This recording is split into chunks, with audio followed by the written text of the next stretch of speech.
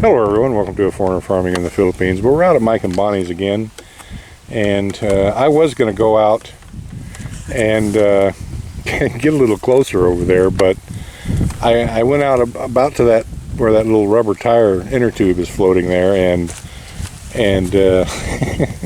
it's just not having it. I just don't feel like getting my feet wet, and if I went all the way out there, I'd probably end up getting my knees wet. Yeah. And I don't want to sink the whole thing, but Michael's done a few little changes here. So you were saying you only have, this is just specifically grow out now? Yeah. That's the end cage is. I said thinking of the numbers, what we actually purchased as fingerlings is there should be maybe 6,000 to 7,000 tilapia in there now in that big cage. So we'll see. And those have been in there about how long? Since Whitwits were the first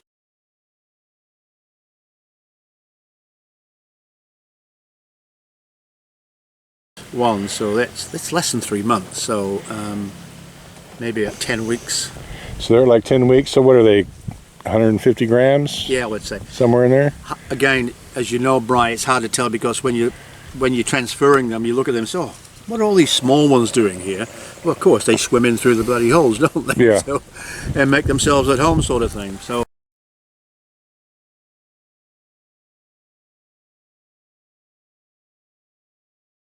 I'm thinking they're about like that, as an average, about that. So maybe 150, possibly. 100, 150, yeah.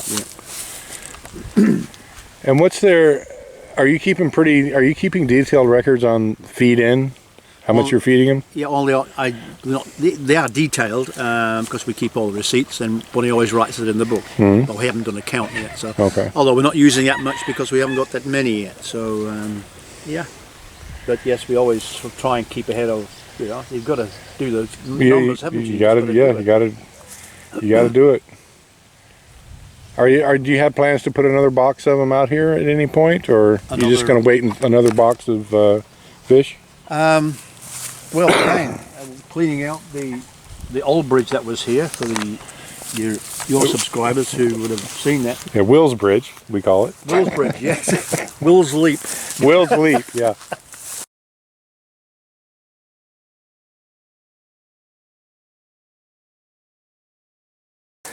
And of course, this came dragging up with it too. So I've got this spare net, one of the original nets. Is that one that had just sunk? Yeah, because it was another. It floated away, obviously, and knock for whatever reason, just let it go, you know. And so, it's in good shape because it hasn't been subject to. Well, voila! There you go. They're not cheap. I mean, every little peso matters. I think it's 8 by 4 by 2 meters. You know, it's so deep. So it's a sizable cage. You know? So just fix it up, and you may at some point put that in here. Will do, yeah. It's no good over that part where we are. It's because it's too risky with the water level over there. So we always have deep water here out in the center. And it's remained pretty stable, hasn't it? Yeah. I think before we got the heavy rain last week. Yeah. With Dante, was it what came through? Dante, yeah.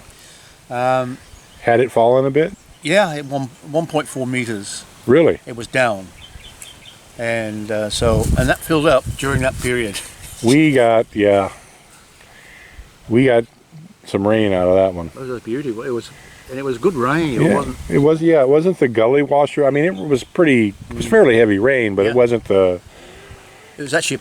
I was so crazy rain. Lucky we were always that we were out we weren't stuck in the house. We were out on our carport sort of thing, you know, what is designed for outdoor living, and it was wonderful. Yeah. Just sitting there. Cool, and I love it when it rains in the Philippines because it's one of the few times when I'm not just roasting. I mean, even now with that breeze, it's quite lovely, isn't it?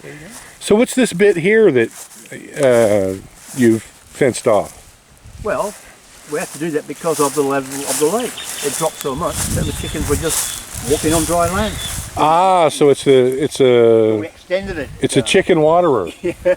Okay, I got you. Have you ever seen chickens with webbed feet? Oh, yeah. And I would, do you have goats as well, right? No. Well, whatever stock you've got can wander down and get a drink. Yeah. There you go. Yeah. Well, I'm so interested in what Mike's got going on here because we're kind of in the same lane. Yeah. And it's always good to chat with someone who's kind of doing the same thing, swap ideas, trade information. I'm still blown away by the stocking density that you can achieve in there. You were saying between 6,000 and 7,000 is what you'd put in that box? I think I'm sure it was more fingerlings we bought, but I'm allowing for 10-20% drop in mortality, but I'm not sure. But so by any measure, there's 5,000 fish in that box. Mm-hmm. Yeah. The original ones we bought was 4,500.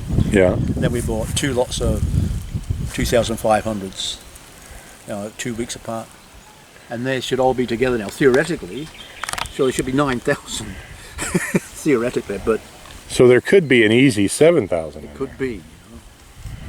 And in that box is what, 12 feet by 20 feet? My meter gauge isn't working right now.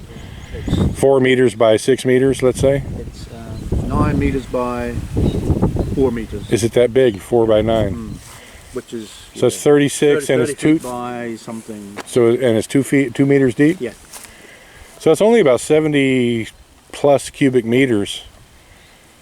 And say you've got 7,000 fish in there, that's 100 per cubic meter. That is a high stocking density. But Michael can do that because it's in a lake. It's always movement. There's always a little fresh water coming through. You can see the wind blowing on that. So that's just moving the water around. Yeah.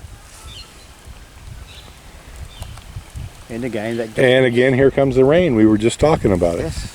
Good timing is everything. Time to start moving. Thank you, everyone. Please like, comment, share, and subscribe. Thank you, guys.